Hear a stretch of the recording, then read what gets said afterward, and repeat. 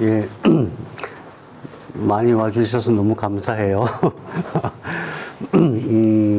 저도 쌤 공지 올릴 때마다 과연 몇 분이나 신청하실까 걱정하고 그랬거든요. 근데 금방 신청해 주셔서 늘 감사드리고 있습니다. 왜냐하면 저는 막 뭔가 이렇게 말씀드리고 싶은 게 많은데 들어주는 사람이 없거든요. 여러분들께서 잘 들어주셔서 너무 감사합니다. 지금 우리가 뭘 공부하고 있냐면은 암치유법을 공부하거든요. 그러니까 제 나름대로 제가 발견한 것이니까 늘 제가 두려움이 있다고 말씀을 드렸죠. 그리고 특히 복합천연물에 대한 얘기를 할 때는 좀 늘 걱정이 돼요. 왜냐하면은 많은 공격의 빌미가 될 수가 있어요. 그럼에도 불구하고 지난 시간에 제가 말씀드렸다시피 그럼에도 불구하고 제가 해보니까 됐고 다른 사람들 권했을 때 됐고 또 제가 나름대로 공부한 내용들을 하니까 되더라. 되는 길이 있더라. 이건 너무나 중요한 내용이라서 두려움을 극복하고 이렇게 여러분 앞에 말씀을 드립니다. 오늘 빛에 대한 얘기를 어떻게 하는 거지? 네. 빛에 대한 얘기를 먼저 좀 드리겠습니다. 생명의 근원, 생명의 근원. 지금 보시는 것은 우리가 살고 있는 은하의 모습을 그래픽으로 그린 겁니다. 뭐 지구도 잘 모르면서 태양계는 고사하고 은하라니 믿기지가 않죠. 믿기지가 않아요. 그런데 현대과학은 그만큼 발달해 있습니다. 이게 그냥 대충 거의 사실에 가까운 내용들입니다. 천문학이라고 하는 학문도 정말 대단해요. 어떻게 천문학이 그러니까 그런 많은 신비로운 내용들을 밝히냐 하면은 전부 빛을 측정해서 봤지. 빛을 분광 빛을 이렇게 측정해서 다 이렇게 나누면은 그게 수많은 정보들이 있어요. 그런 걸 가지고 거리도 재고 어떤 저 별에는 어떤 성분이 있는지 그런 것도 재고 온도도 재고 어떤 형태인지 그런 것을 재서 현재 우리가 살고 있는 은하의 모습이 이렇게 되어 있습니다. 지구는 이쯤 있습니다. 태양계는. 그러니까 이 태양계가 은하의 중심에 있는 게 아니고 주변에 있어요. 이 안에는 블랙홀이 있고 거기에는 어마어마하게 우리 인간의 능력으로 상상할 수 없는 고에너지가 흐르는 지역이죠. 그래서 특별한 조건이 아니면은 생명체가 살 수 없는, 그러니까 우리가 생각하는 우리 차원의 생명체죠. 에너지로만 존재하는 그런 생명체가 아니라 또는 빛으로만 존재하는 그런 생명체가 아니라 우리처럼 몸을 입고 있는 생명체가 살 수 있는 그런 지역은 많지 않다. 그래서 그 많은 고위 에너지들이 들어오는데 저 오른쪽에 있는 사진은 헬리오스피어라고 해요. 헬리오스피어, 태양계. 저 가운데 있는 동그라미 그 안에 태양계가 다 들어있습니다. 태양계 전체를 방어하는 방호막이 있어요. 저게 없으면 태양계가 현재의 모습으로 존재할 수가 없는 거죠. 지구도 마찬가지고 우주에서 들어오는 어마어마한 강력한 에너지 때문에 그것을 보호하는 보호막이 있다. 왼쪽에 있는 사진은 그 안에서 저 파란 동그라미 안에서 태양과 지구 사이에 에너지의 흐름이 또 엄청 강력해요. 요즘 태양풍이 계속 강해지고 있다는 얘기 들어보셨을 거예요. 그래서 그 태양풍이 들어오면 조그만 동그라미가 지구입니다. 지구에 올 때에 강력한 자기장이 형성되어 있어요.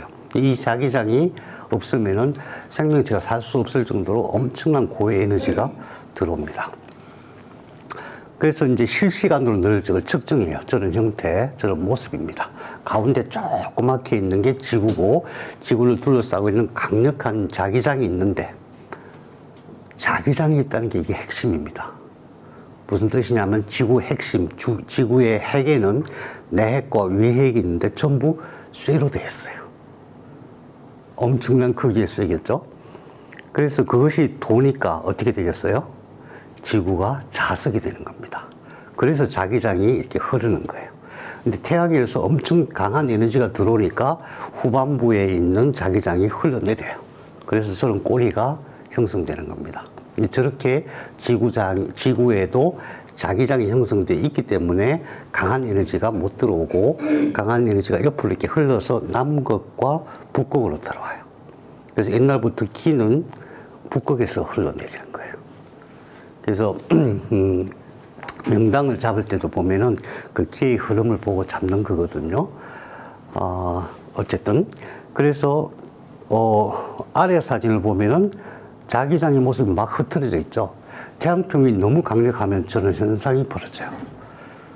저 때가 언제냐 하면은 인도네시아인가요? 큰 지진 난 적이 있었죠. 그래가지고 막 엄청난 수십만 명이 그때 돌아가셨죠. 그때 저런 모습이었습니다. 지구 자기장의 모습을 실시간으로 관측을 하고 있어요. 그럼 자기장이 보호를 하고 또 여기는 반 알렌이라는 사람이 발견한 거예요. 두 개의 또 보호막이 또 따로 있어요. 그래서 외막 바깥에 있는 아우터 반 알렌 벨트는 mostly electrons, 주로 전자들이 가득 차 있어요. 내핵에는 양성자가 더 많아요. 그래서 굉장히 강력한 보호장치가 되어 있는 게 지구예요.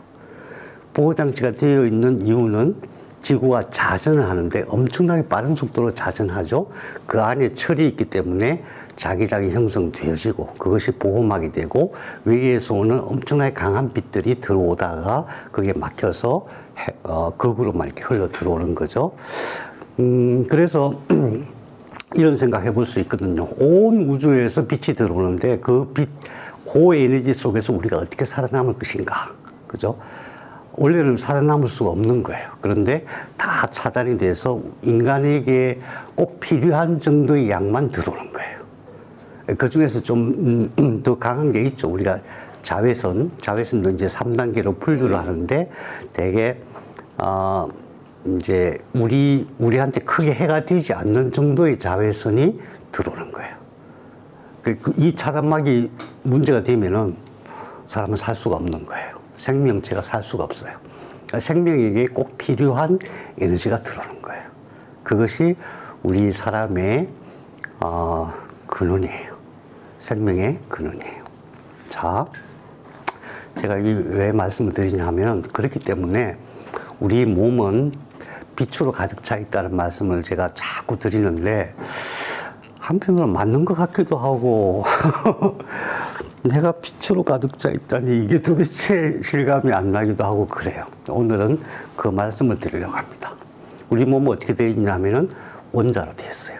원자 중에 97%가 탄소, 수소, 산소, 질소로 되어 있습니다. 그냥 원자예요, 원자. 엄청 복잡한 원자도 아니고 아주 기본 원자예요. 원자는 어떻게 되어 있냐면은 원자 핵이 있고 바깥에 전자가 있어요. 근데 원자 핵과 전자의 크기를 비교를 해보면은 전자까지 포함한 원자의 크기는 10의 마이너스 10승 미터. 그 다음에 핵의 크기는 10의 마이너스 15승 미터. 그럼 동그라미가 5개 차이가 나요. 미터로 따지면은 10만 미터인데 키로로 따지면 100km예요. 100km 되는 큰 공이 있고 그 안에 1미터. 그 안에 텅 비었다. 아무것도 없다. 이거거든요. 저 안에 있는 것이 무엇인지를 알아야 돼요. 저 안에 있는 것이 무엇이냐? 전자기력밖에 없어요. 왜냐하면은 세상에 존재하는 4가지 힘 중에서 양력, 강력은 저 핵 안에서만 작동해요. 그 다음에 이 안에서 작동하는 것은 오로지 전자기력이에요. 우리가 전자기력 그러니까 잘 이해가 안 되는 거예요. 전자기력이란 말은 빛이란 말이에요. 포톤이란 말이에요. 빛이란 전자기력이 작용하는 전자기장을 쉽게 부르는 이름이다. 그것을 입자의 관점에서 이름 붙인 것이 포톤이에요. 다시 말하면은 어려운 생각 다 빼고 다시 말하면은 저 빈 공간에는 빛이 가득하다 이 뜻입니다. 과학자들은 뭐 광자를 주고받는다 이런 얘기도 어쨌든 그 말이 그냥 빛만 가득하다. 그러면은 100km 공간에 겨우 1m짜리 핵이 있고 그 안에도 사실은 양력이 작용하는데 양력도 빛과 원래는 같았어요. 약전 통합이라고 해요. 옛날 처음에는 양력과 전자기력이 같았어요. 다시 말하면 양력의 근원도 빛이에요. 어떻게 작용하느냐만 다를 뿐이죠. 그러면은 다시 말하면은 1m와 100km를 비교한다면은 1m는 무시해도 돼요. 그럼 이 안에 있는 건 오로지 뭐예요? 전자기력밖에 없죠. 그것을 전자기력밖에 없다 그러면은 감이 안 오는데 이 안에는 오로지 빛밖에 없어요. 모든 원자가 그래요. 우리 몸 안에서 원자가 아닌 게 있나요? 없어요. 그 원자 안에는 전부 다 빛만 가득 찼어요. 그리고 우리 몸에는 뭐만 있어요? 여기서 넘어가면 안 됩니다. 만져보십시오. 이렇게 만져보십시오. 이게 빛이야. 이게 빛으로 가득 차. 아니, 이 실감을 해야 됩니다. 이걸 아는 것과 모르는 거는 완전히 다른 관점이 돼요.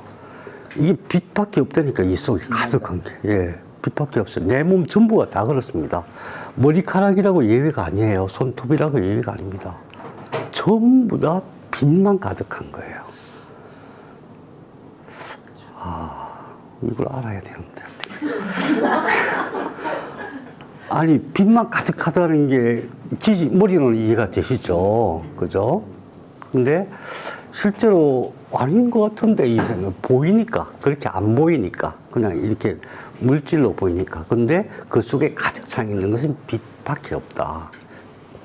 나머지는 무시해도 돼요. 전자나 원자 이거 무시해도 돼요. 전부 빛이에요. 우리 몸은 빛 덩어리예요. 다른 게 없다니까요. 제발 좀 믿어주세요.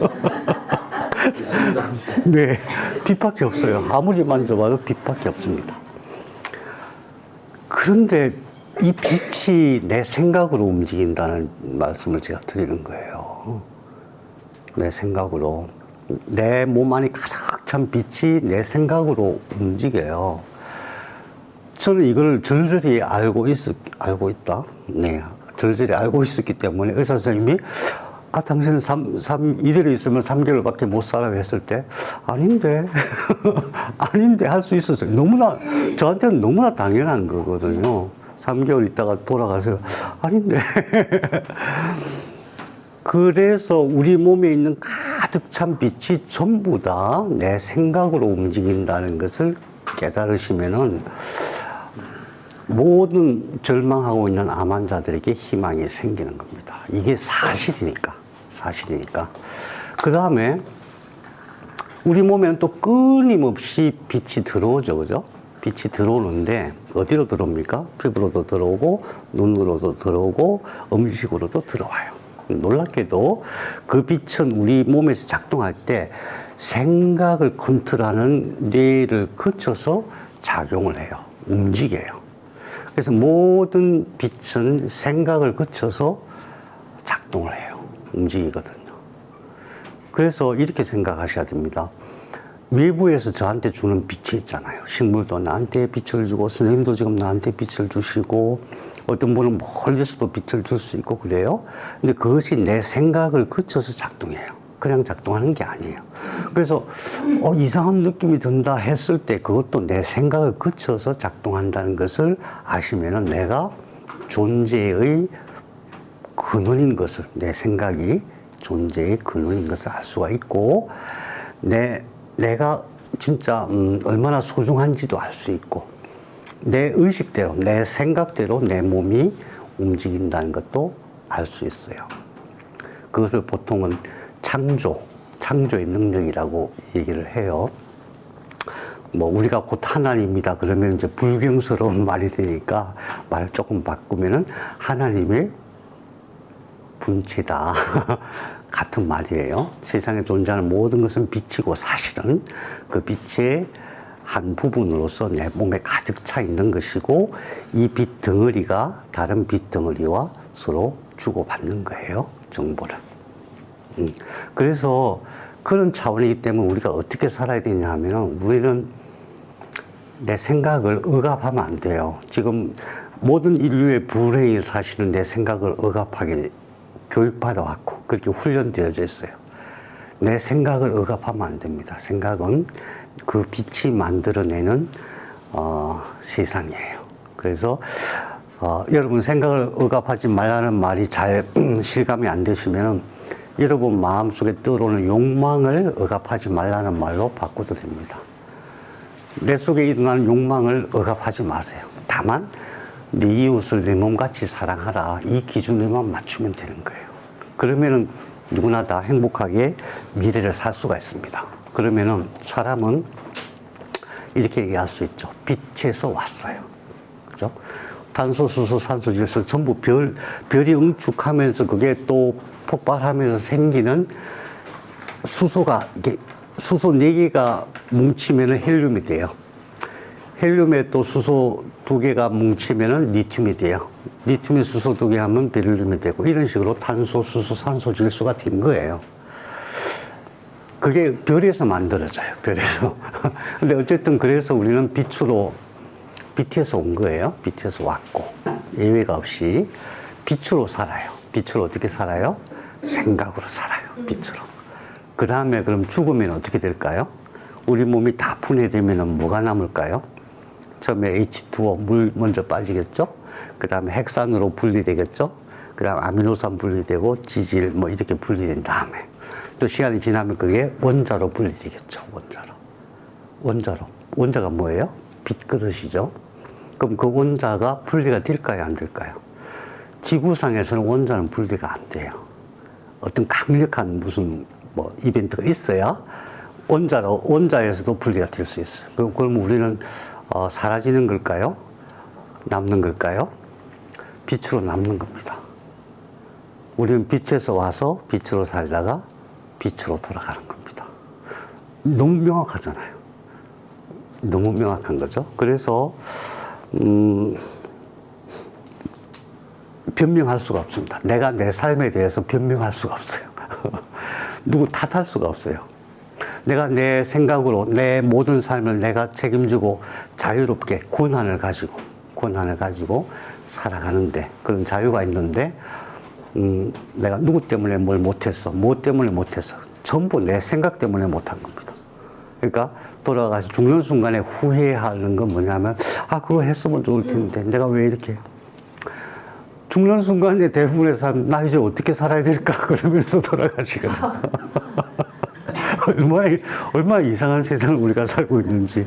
아닙니다. 지금부터 여러분 스스로 한번 다짐해 보십시오. 나는 빗덩어리야. 내 생각으로 모든 것을 다 할 수가 있어. 그러면은 다른 사람도 빗덩어리지만 사실은 모든 물질도 다 빗덩어리죠. 그죠? 여기서 교환되고 움직이는 것은 빛밖에 없어요. 그런데 누구나 자기 생각으로 그 빛을 움직이게 할 수 있는 존귀한 존재잖아요. 그러니까 우리는 우리의 삶에 대해서 내가 책임질 수밖에 없는 거예요. 누구를 탓할 수가 없습니다. 그래서 여러분의 생각, 여러분의 욕망을 100%다 이렇게 발휘하면서 사셔야 됩니다. 식물도 그럴까요? 왜요? 왜 식물도 그럴까요? 예, 식물도 세포로 되어 있고 세포도 전부 원자로 되어 있습니다. 예외가 없습니다. 원자 아닌 것이 없습니다. 빛이에요. 놀라운 것은 식물은 늘 공격을 받아요. 사람이 식물같이 공격을 받으면 돌아버릴 거예요. 못 살 거예요.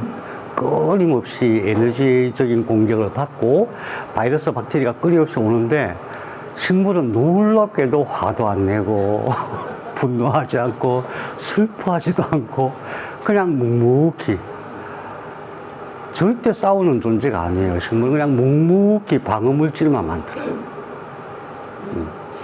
그렇게 프로그램 되어 있는 것 같아요. 목적이 뭘까? 너는 계속 공격받으면서 뭔가 계속 방어하는 생명물질만 만들어. 그죠? 예, 우리를 위해서 그러는 것 같아요. 제가 생각할 때. 식물도 생명인데, 식물도 어쩌면은 똑같은 세포거든요. 똑같은 세포가 다만 신경이 없을 뿐이에요. 그래서 못 움직이는 것 뿐이에요. 그죠? 그러니까 식물도 생명인데, 어떻게 보면은 남을 위해서 정말 희생하는 그런 사랑이 가득한 신의 모습으로 살아가는 거죠. 그래서 식물에는 늘 빛을 받아서 빛의 창고인데 사람의 빛하고 좀 다른 거는 늘 새로운 빛을 받아요. 늘 새로운 빛을 받아서 그래서 그 구조, DNA 구조가 제일 중요해요. 암 치료할 때도 DNA 불안정성이 제일 큰 문제거든요. DNA가 그냥 딱 안정되어 있을 것 같지만은 그렇지 않아요. 이게 막 순식간에 60억 개가 쫙 분리됐다가 다시 붙었다가 뭐 떨어졌다 붙었다가 엄청 빠른 속도로 움직이거든요. 60억 개가 세포 하나에. 그러니까 모든 세포들이 그렇게 활동한다고 봤을 때 이 DNA 불안정성이 엄청 많이 생겨요. 근데 식물은 끊임없이 햇빛을 저장하면서 스스로 방어만 하거든요. 그래서 DNA가 굉장히 안정되어 있는 구조입니다. DNA가 안정되어 있다는 게 어떤 의미냐 하면은,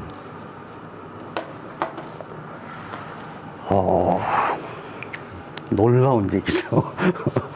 맨날 저 혼자 놀라서 미안합니다. 양자의학의 대원칙은 뭐냐 하면은, 정보가 에너지를 이끈다. 이것입니다.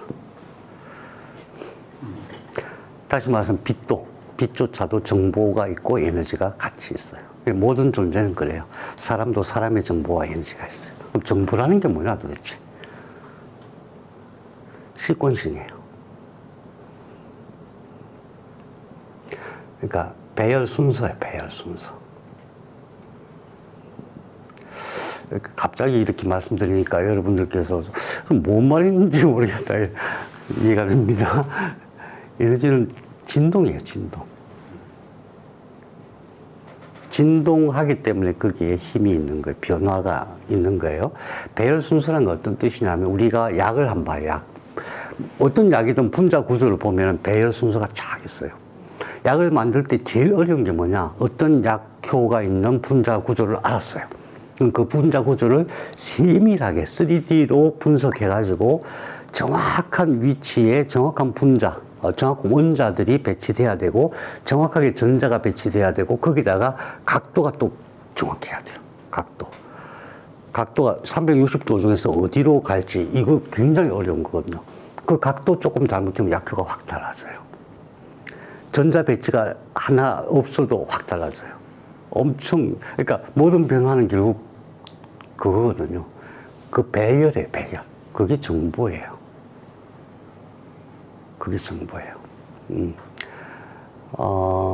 그래서 식물은 그런 정보가 굉장히 잘 저장되어 있는 거예요. 에너지보다도 정보가 더 중요해요. 정보가 있기 때문에 우리가 식물을 바짝 말려가지고 쓸 수 있는 거예요. 우리 몸에는 에너지가 가득하죠. 어마어마한 속도로 떨리기 때문에 그래요. 자, 그래서 식물에게 답이 있다는 결론이 사실은 이런 내용을 바탕으로 합니다. 자, 그러면은 오늘 공부할 게 뭐냐 하면은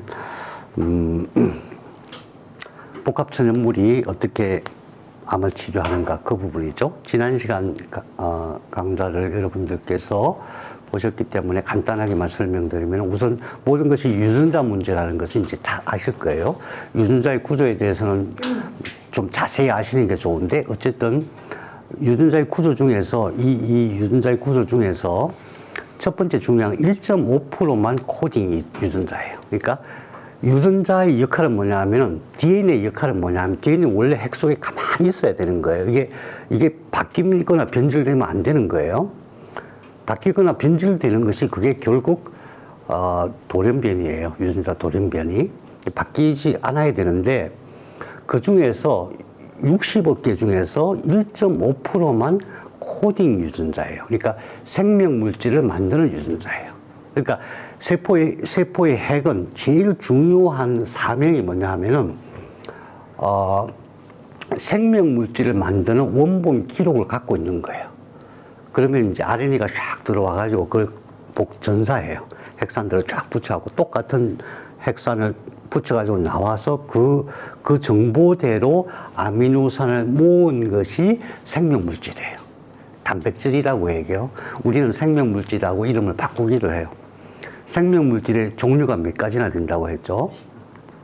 예, 종류가 10만 개라고 저도 10년 전에 그렇게 들었는데 갈수록 늘어납니다. 갈수록.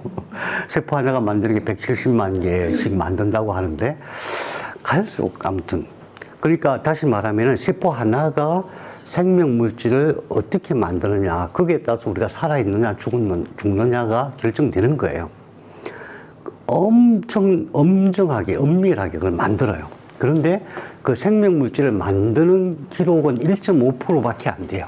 나머지 98.5%는 그 생명물질이 만들어지도록 전사라고 해요. 전사를 조절하고 이 DNA가 문제가 생기면 그걸 수리하고 그런 역할을 해요. 98.5% 중에서 다 그런 게 아니고 옆에 보면 사인, 라인, 사인 그걸 꼭 기억해 두십시오. 라인, 사인은 이제 반복 서열 유전자라고 해요. 저것이 주로 그 역할을 해요.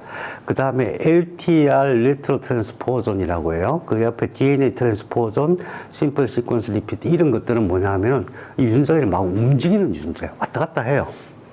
원래는 한 군데 가만히 고정되어 있어야 되는데 지금까지 말씀드린 그것들이 약 45%에 해당되는데 그 변이 때문에 암이 되는 거예요. 거기서 어떤 변이, 돌연변이가 일어났을 때 암이 되는 거예요. 그러니까 생명물질을 만드는 그 정보가 문제가 아니고 그 만드는 과정에서 조절하는 유전자가 45%나 된다. 엄청나게 많다. 그게 암이 된다. 근데 그것이 놀랍게도 바이러스 유전자예요. 바이러스 유전자예요. 우리 유전자에 대해서 나중에 다시 한번 공부하기로 해요. 놀라워요. 제가 이렇게 말하면은, 제가 한번 좀 잘못 알고 있을 수도 있어. 이렇게 생각할 수 있는데, 제가 다른 전문가들이 말씀하신 걸 다 영상을 한번 공개를 해볼게요. 바이러스. 그래서 우리 유전자 변이하고 바이러스하고 그렇게 긴밀한 연관이 있는 거예요. 가면 갈수록 바이러스하고 암의 연관성이 계속 나오고 있어요. 예전에 처음 바이러스하고 암의 유전자를 제일 처음 알게 된 게 윈트, WNT라고, 윈트라고 발생 초기에 세포가 하나에서 8개 됐을 때부터 발현되는 8세포기에 발현되는 유전자가 있어요. 윈트. 어떤 분이 바닷가에서 이렇게 지내다가 습진이 생겨서 바이러스가 침투했어요. 그 유방암이 된 거예요. 그걸 처음 발견하고 그때부터 바이러스하고 암과의 관계를 이제 논증하는 논문들이 엄청 많이 나오기 시작했어요. 왜 그러냐면은 우리 몸의 DNA를 관리하고 조절하는 유전자의 45%가 원래 바이러스였기 때문에 그래요. 그죠? 나머지 뭐 여러 가지 있지만 어쨌든 그래서 변이가 저기에 있는 것들이 변이되는 것이다. 그래서 이 네 가지를 기억하시기 바랍니다. 전암 유전자, 프로토온코진, 영어로 외워두십시오. 왜냐하면은 이제 유전자에 관한 것들은 우리나라 자료는 별로 없어요. 근데 외국 자료는 엄청 잘 정리되어 있어요. 엄청 잘 정리되어 있어요. 엄청. 그래서 영어로 하십시오. 저 영어 잘 못해요. 저 진짜 영어 잘 못하거든요. 근데 혹시 영어를 평소에 안 쓰시는 분들은 뭐 나는 영어 싫은데 그러실 수 있어요. 근데 공부하시는 분들 영어를 안 쓸 수가 없어요. 근데 요즘은 되게 좋아요. 구글 번역하면 그냥 촥 순식간에 촥 요즘부터 희한하게 사진 찍어서 이렇게 올리면 그것도 바로 번역해내고 와 정말 좋은 세상이에요. 그래서 프로토온코진, 튜머 스프레서 온코진, 온코진, 온코프로틴. 네. 전암 유전자, 암 억제 유전자, 발암 유전자, 암 단백질 이 단어를 꼭 기억하시기 바랍니다. 치료하는데 이거 기준 삼는 굉장히 중요해요. 전암 유전자라는 건 뭐냐 하면은 정상 유전자예요. 정상 유전자인데 이게 변이 되면은 암이 되는 거예요. 그런 걸 밝혀놨어요. 처음에 전암 유전자 한 40개, 50개, 요즘 보니까 1300개 계속 리스트가 나오고 있습니다. 계속. 그러니까 저는 처음에 40개, 50개 그걸 외워야 된다 생각했는데 그럴 필요가 없습니다. 아마 더 생길 거예요. 다시 말하면 전암 유전자라고 하는 것은 그게 변이됐을 때 암이 되는 유전자이기 때문에 원래 정상 유전자예요. 그 다음에 암 억제 유전자는 뭐냐 하면은 원래 암이 잘 생길 수밖에 없는 구조예요. DNA 구조 자체가. 왜냐하면 DNA가 떨어졌다 붙었다 계속 반복하거든요. 근데 너무 개수가 많거든요. 그래서 왜 그럴 수밖에 없냐면 이게 두 가닥이잖아요. 두 가닥이 풀릴 때 이거는 이쪽으로 풀려요. 이쪽으로. 한 방향으로 쭉 풀려요. 근데 이 위쪽은 어떤 식이냐 하면은 중간에 탁 지점을 찍어갖고 거꾸로 풀려야 돼. 거꾸로 풀려. 또 가다가 또 촉 찍어서 또 거꾸로 풀려. 이걸 서로 맞춰야 돼. 그러니까 맨 끝에 가면 서로 안 맞게 되어 있어요. 개수가 안 맞아요. 개수가 하나는 모개고 하나는 부개잖아요. 남자께 더 많을까요? 여자께 더 많을까요? 아니, 엄마께 더 많을까요? 아빠께 더 많을까요? 엄마께 2억 개나 많아요. 2억 개나.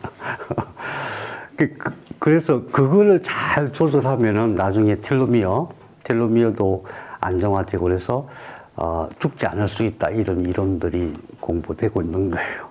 그래서 이게 불안정성, DNA 불안정성이 제일 기본이에요, 사실은. 그 다음에 이제 변이로 가야 돼요. 우선 DNA가 그렇게 막 떨어졌다 붙였다 난리가 없어을 부려도 안정적으로 탁 이렇게 구조적으로 돼 있으면은 암이 안 걸리는 거예요. DNA 불안정성 조금 이따가 한 번 더 보기로 해요. 그래서 전암 유전자는 원래 이게 변이되면은 암이 되는 거다. 근데 그 숫자가 계속 늘어나고 있다.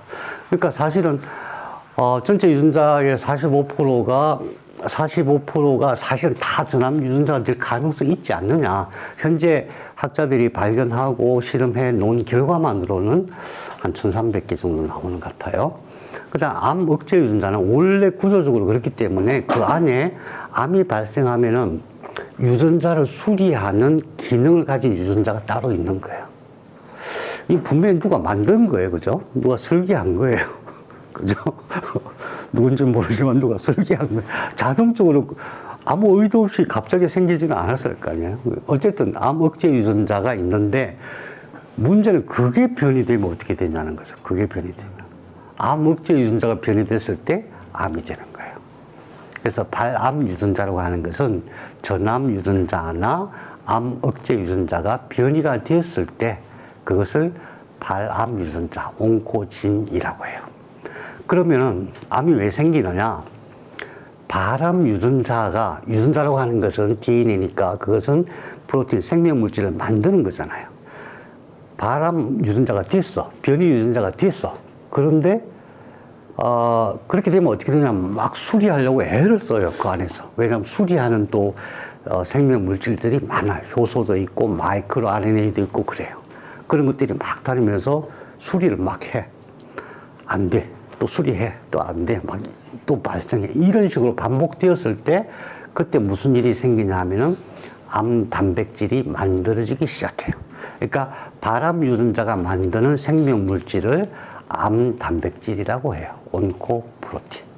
그때서 비로소 암이 우리 몸속에 자라나기 시작하는 거예요. 온코프로틴. 그러면 한번 생각해 보세요.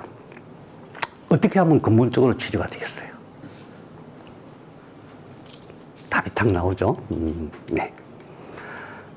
그래서 전암 유전자가 하는 역할은 주로 성장인자. 주로 지금 뭐 항암제 대부분 그로스팩터, 성장인자 억제하는 데만 계속. 근데 이거는 이미 성장인자, 그러니까 저게 이제 돌연 변이가 생기면은 온코프로틴이 만들어지는데 그 주로 성장인자와 관련된 온코프로틴이 만들어지는 거다. 그 다음에 성장인자 수용체. 성장인자가 적게 나와도 수용체가 확 늘어나요. 허투가 대표적인 거죠. 허투가 그 상피세포 성장인자예요.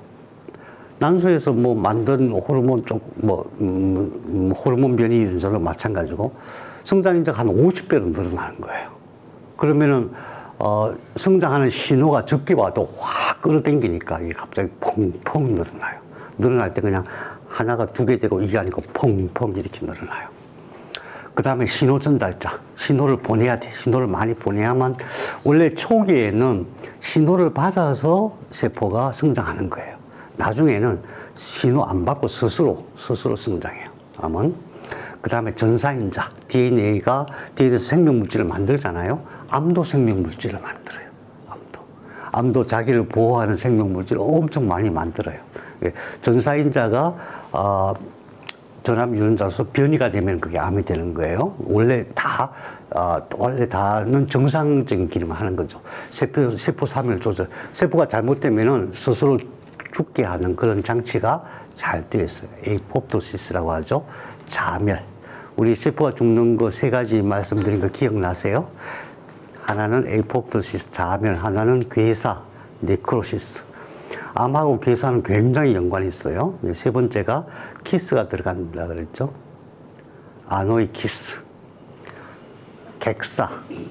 이 세포가 자기 영역을 떠나 딴 데로 가면 죽게 돼 있어요. 그렇게 돼 있어요. 그런 장치들이에요. 이런 기능들이 변이된 것이 암이에요. 그죠? 그래서 우리가 현상적으로 나타나는 거예요. 그 다음에 암 억제 유전자는 정말 선한 유전자잖아요. 그런데 암 억제 유전자가 변이가 돼도 암이 된다. 암 억제 유전자가 하는 건 주로 수리 관리예요. 수리 관리. 그래서 관리인 유전자, 게이트키퍼 유전자, 조경 유전자, 랜드스케이퍼 진스 이렇게 구분하는데, 조경 유전자는 이제 최근에 도입된 개념이에요. 어쨌든 DNA가 잘못될 수 있기 때문에, 원래 잘못될 수밖에 없기 때문에 그것을 수리하고 관리하고 세포가 과하게 증식하지 않도록. 과하게 증식한다는 건 어떤 의미냐면은 세포가 세포 사이에 이렇게 딱 붙으면은 갭 정선이라고 하거든요. 딱 붙으면 이렇게 딱 떨어지게 만들고 세포 증식이 딱 멈추게 돼 있어요. 그런 신호가 가게 돼 있어요. 원래 정상세포는 다 그래요. 그래서 장기들이 자기 위치에 다 있는 거예요. 놀랍잖아요. 그 어떤 위치에 어떤 크기로 모든 사람이 동일한 구조거든요. 코가 모든 사람이 여기 있다는 게 놀라우지 않으세요? 놀라운 거예요. 만들어질 때 여기 딱 만들어지거든요. 이런 모양으로 동일하게. 예, 그런 거고, 세포 증식을 이제 조절하는, 미세 환경을 조절하는 그런 것들이 암 억제 유전자. 이게 변이됐을 때도 암이 된다. 그래서, 발암 유전자, 그러니까 변이가 됐다는 것은 제일 첫 번째로 우리가 기억해야 될 거. 이건 뭐 다른 데 이렇게 중요하게 다루지 않는 건데, 진짜 중요한 것은 DNA 안정성이 중요해요. 병원에서 가끔 현미 부수체 검사라는 거 해요. 현미 부수체 불안정성 검사라고 하죠. 현미 부수체. Microsatellite Unstability라고 그래요. 그러니까 현미라는 말이 작다는 거예요. 굉장히 작은, 그러니까 아까 봤던 그 반복서열 유전자가 있다 그랬잖아요. 그 2개에서 12개 사이, 핵산이 2개에서 12개밖에 안 돼. 그게 계속 반복되는 게 있어요. 현미 부수체. 그런 것들이 불안정하면 이게 막 변이가 되는 거예요. 현미 부수체 불안정성 검사를 하는 이유도 뭐냐 하면은, 모든 DNA가 안정적으로 되어 있으면은 이게 아주 적극적으로 활동을 한다고 하더라도 변이가 잘 안 되는데 불안정해. 자, 왜 불안정할까요? DNA가 왜 불안정할까요? 빛은 정보와 에너지가 있는데, 여기서는 빛의 에너지 문제입니다. 빛의 에너지 문제. 에너지가, 빛을 담는 그릇이 뭐죠? 전자예요, 전자.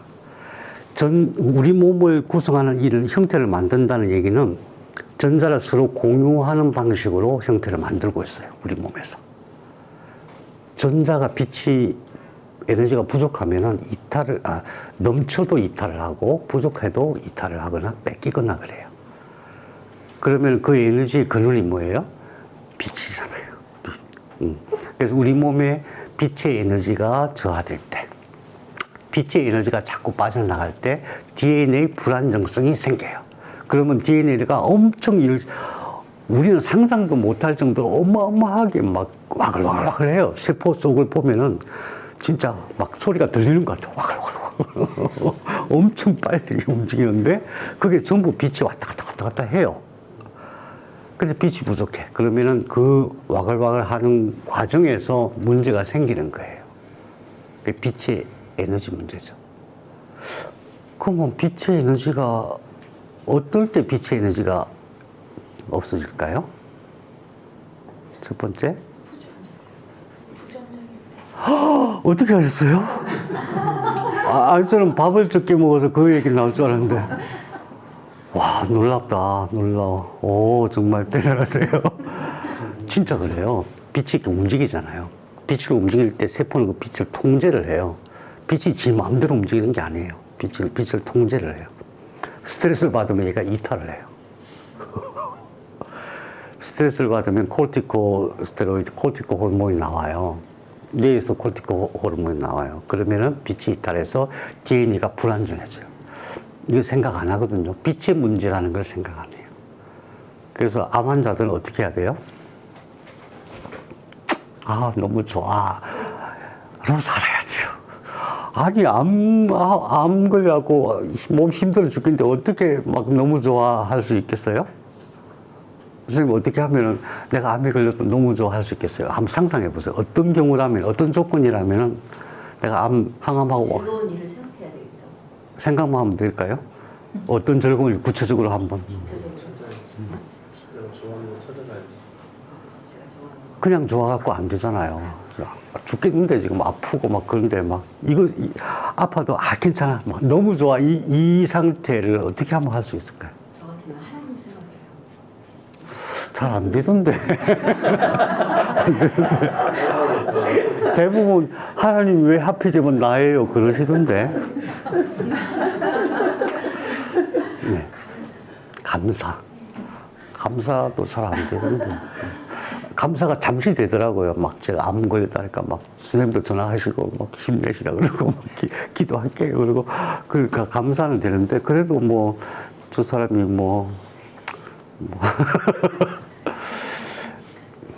하나밖에 없어요. 하나. 사랑입니다. 사랑. 네. 여러분 다 경험해 봤습니다. 여러분 사랑에 푹 빠졌을 때 그 느낌 기억하십니까? 네. 첫 키스의 그 순간을 기억하고 계십니까? 없으신 것 같은데? 첫 키스의 기억이 없으세요?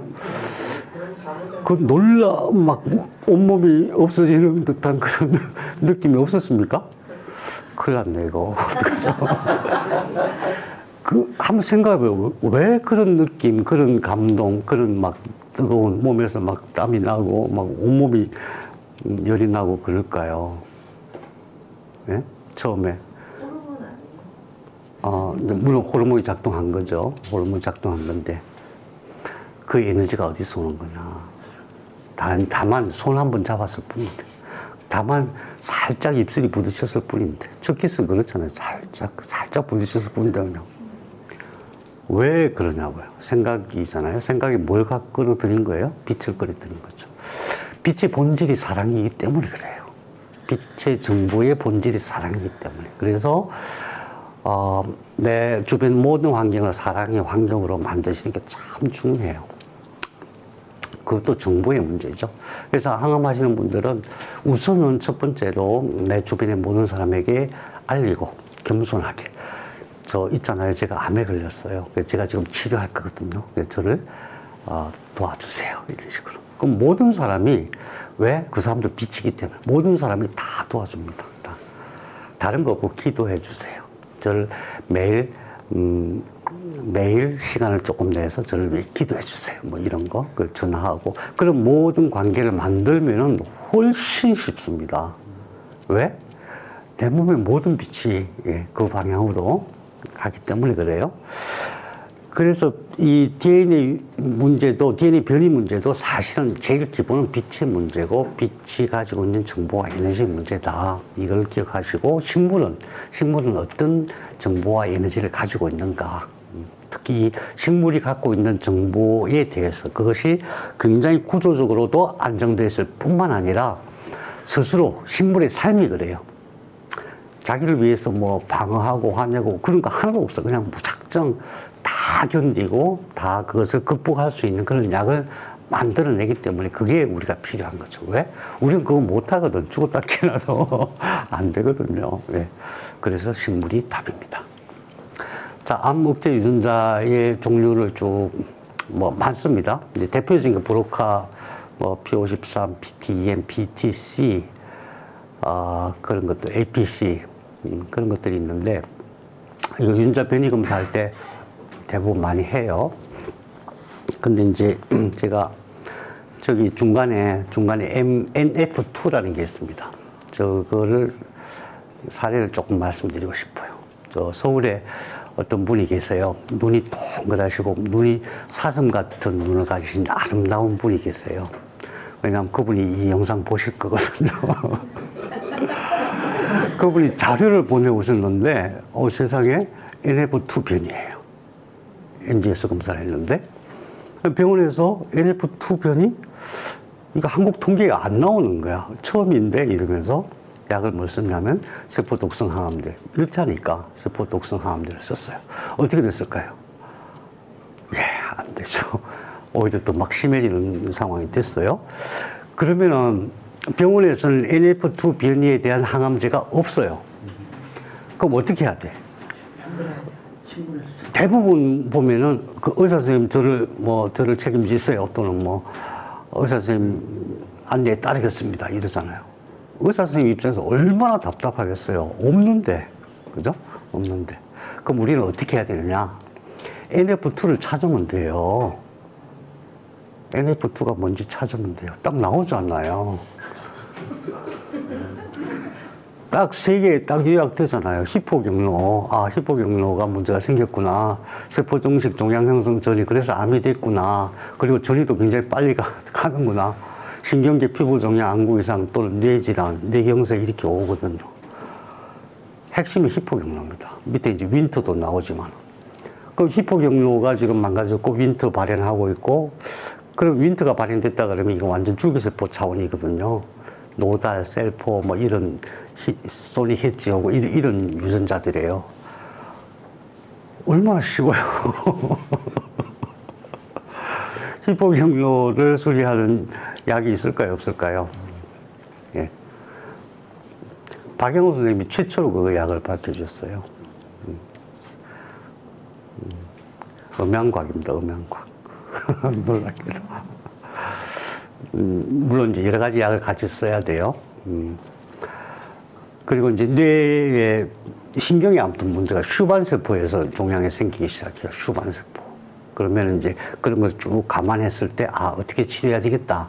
답이 쉽게 나오는 거예요. 안 되는 게 아니에요. 근데 만일에 의사 선생님이, 이건 약이 없네, 뭐, 치료할 방법이 없네, 이러면 얼마나 절망을 하겠어요. 그죠? 있는데, 우리가 공부하는 이유가 그거예요. 이렇게 하면 쉽게 방법이 있겠구나. 네. 그래서 이제 지금 우리, 바람 유전자, 전암 유전자, 바람 유전자, 암 억제 유전자, 그 다음에 바람 유전자, 암 단백질의 개념을 지금 정리하는 거예요. 그래서 암 억제 유전자는 사실은 이제 수리하는 과정을 제가 보여드리는데 실제로 저렇게 수리를 해요. 유전자 변이가 되면은 수리를 해요. 근데 중요한 건 뭐냐? 여기 이거거든요. 이 순서. 그래서 제일 먼저 이 수리가 잘 되려면은 이게 잘 붙어 있어야 돼요. 이 수소결합이라고 하는데 이게 하얀 것들이 전자예요. 전자가. 그러니까 예를 들어서 방사능을 막아주면 왜 죽냐면은 저 전자를 떨어뜨려요. 그러니까 활성산소도 결국 저 전자를 뺏어오는 거예요. 결국 전자의 문제예요. 그러니까 그러니까 이제 아까 말씀드렸던 DNA 안정성 문제예요. 자, 그래서 결국은 이제 암이 되는 거예요. 암 단백질을 만들면은, 그 암 단백질을 만들어지는 게 주로 어떤 거냐? 성장인자, 수용체, 신호전달인자, 세포주기 자멸인자, 암표지자 이런 것들인데 이게 전부 다 바람 유전자가 만든 단백질이에요. 단백질을 만들었을 때 그때부터 암이 커지는 거예요. EGF 대부분 EGF죠. R이 붙으면 리셉터니까 이제 수용체예요. 이렇게 성장인자가 막 나와요. 그 성장인자가 항상 나오는 거예요. 성장인자가 막 나오는데 암이 있으면 암으로 확 가요. 왜? 수용체가 많으니까. 암으로 가요. 우리 몸에서 성장인자가 이렇게 세포 신호거든요. 너 성장해라, 성장해라 이렇게 신호가 오는 건데 그 성장인자가 암으로 가면은 안 되잖아요. 그거 어떻게 해야 돼요? 다른 데로 유인하는 거예요. 다른 데로 어떻게 유인할 수 있냐면은 그게 근육이 늘어나면 그쪽으로 가요. 그래서 암 걸리면 죽으라고 운동을 해야 돼요. 죽으라고 운동을 해야 됩니다. 저도 하루 종일 운동했어요. 운동을 하루 종일 하는 거와 그냥 1시간 헬스하는 거랑 차원이 다르잖아요. 그러니까 내가 좋아하는 운동을 해야 돼. 안 그러면 오래 못 합니다. 근데 이제 제일 중요한 게 대둔근, 중둔근, 엉덩이 근육과 허벅지 근육으로 근육이 제일 중요해요. 그래서 리셉터, 그러니까 성장인자가 암으로 다 가버리면은 이쪽이 살이 쭉 빠져요. 그래서 암 처음에 진단할 때도 엉덩이 근육과 허벅지 근육을 항상 봅니다. 그러니까 이 근육이 계속 늘어나야만 돼요. 여러 가지 이유가 있어요. 이 안에 이제 움직이는 그런 뭐 아무튼 좀 신비한 시스템이 있어요. 그래서 어쨌든 운동을 해야만 저 수용체가 암으로 가는 대신 근육으로 가게 됩니다. 그 다음에 신호전달인자 중에서 히포, 이압, NF-kappa, 베스테3는 꼭 외워두십시오. 이거는 100% 이거 안 잡고는 암 치료가 안 됩니다. 생소하다고 생각하지 마세요. 히포, 약, NF-kappa B, 스테트3. 이제 차차 공부할 거예요. 자, 그 다음에 닉, 옥토포, P50, 라스는 아직은 아니어도 됩니다. 그 다음에 우리가 보통 혈액 검사할 때 CEA, CA15-3, CA19-9, 알파 피토프로틴 이거 다 하잖아요. 암 종류에 따라서. 이것이 바로 암 단백질이에요. 암이 만들어내는, 암세포가 표면에서 만들어내는, 그래서 그것들이 떨어져 나와갖고 혈액 속에 녹아있는 것을 검사하는 거예요. 암세포에 직접 떼내는 게 아니고, 암이 있으면은 그게 항상 고정되어 있는 게 아니라 떨어져 나오는 것들이 있어요. 그게 혈액 속에 얼마나 많은가 그거 검사하는 거거든요. 그래서 암세포가 많아지면 수치가 팍 올라가죠. 특히 그 중에 CEA가 상당히 중요합니다. CEA는 뭐 병원에서 크게 중요하게 안 보는데 이건 왜 그러냐면은 엠브리오닉 안티젠이에요. 엠브리오닉 배아세포 때 발현되는 안티젠이거든요. 그래서 저 수치가 높으면 줄기세포가 엄청 많은 거예요. 네. 다른 것도 물론 뭐 그렇지만은 그래서 이런 것들을 가지고 이제 평소에 우리가 검사를 하는 거예요. 그래서 한마디로 정리하면은 암이란 전암 유전자와 암 억제 유전자가 변이돼서 암 단백질을 만들어내는 세포다. 암세포라고 하는 것은 그런 것이다. 이거는 이제 학자들 사이에 이미 확정된 이론이에요. 어떻게 진행이 되느냐? 전암 유전자 변이, 암 억제 유전자 변이가 되면은 발암 유전자가 만들어지죠. 그때부터 암이 돼요. 그러면은 그때에 암 유전자를 수리하는 작용들이 일어나요. 몸이 가만히 있는 게 절대 아니에요. 우리는 몸을 믿어야 됩니다. 이 세포가 얼마나 대단한 존재인지를 믿어야 돼요. 그게 안 되고 중첩이 돼서 그래서 시간이 오래 흘러서 비로소 암 단백질이 생성되면서 암이 커지기 시작합니다. 그럼 암 단백질이 생성이 되면 또 몸이 가만히 있느냐? 안 그래요. 암 단백질을 수리하고 분해하고 그래요. 놀라워요. 유비퀴틴이라는 게 쫙 끌고 가고 샥 갈아가지고 확 분해를 해서 재활용시키고 그래요. 마이크로 RNA 뭐 이런 것들. 그러니까 몸을 스스로 보호하는 생명 물질도 굉장히 많아요. 굉장히 많아요. 뭘 암시할까요? 수리하는 능력이 대단히 뛰어나다. 장치가 잘 되어 있다는 의미는 사실 암 치료의 주체는 세포다. 맨 마지막에 최종적으로도 암은 누가 완치를 시키냐면은 세포가 완치를 시켜요. 이해가 되시죠? 정상세포가 완치를 시켜요. 그래서 암 치료할 때 정말 주의해야 될 것은 정상세포를 빨리 회복시키는 게 중요해요. 항암하거나 방사선 하거나 그러면 정상세포가 엄청 죽어나가거든요. 그럼 죽어나가서 그럼 어떡하란 말이야. 이게 아니고 항암 끝나면은 또 정상세포를 회복시키기 위해서 엄청 노력해야 돼요. 항암할 때도 그걸 늘 고려를 해야 돼요. 정상세포가 너무 많이 죽으면은 안 돼요. 아무리 항암을 하든 뭐 방사선을 하든 수술을 하든 안 되는 겁니다. 늘 재발할 수밖에 없어요. 그래서 수리하고 분해를 하는데 또 한 가지는 자멸시키고 공격을 해요. 공격하는 게 뭐예요? 수리하고 분해하는 것은 주로 마이크로 RNA, 효소 이런 생명 물질들이에요. 근데 그 생명 물질들은 만일에 치유자의 역할을 한다면은 공격하는 것은 군인의 역할을 하는 거예요. 군인의 역할. 그게 면역세포예요. 오늘 공부할 것은 암이 너무너무 지혜로워갖고 면역세포들 전부 자기 편으로 만들어요.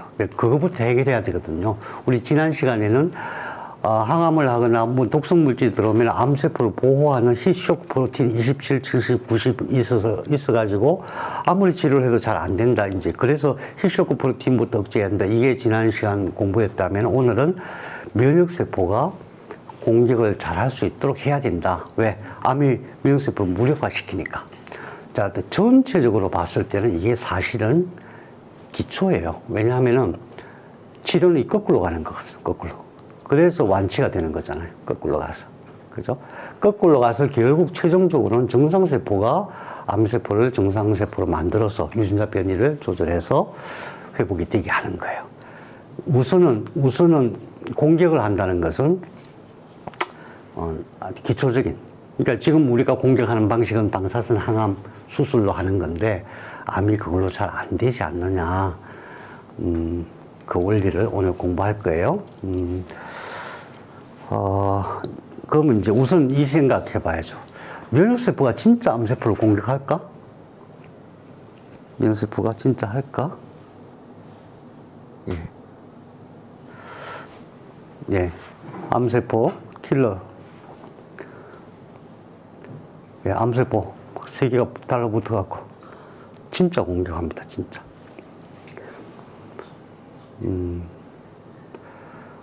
그러니까 그러면 왜 암이 치료가 잘 안 되지 이거죠?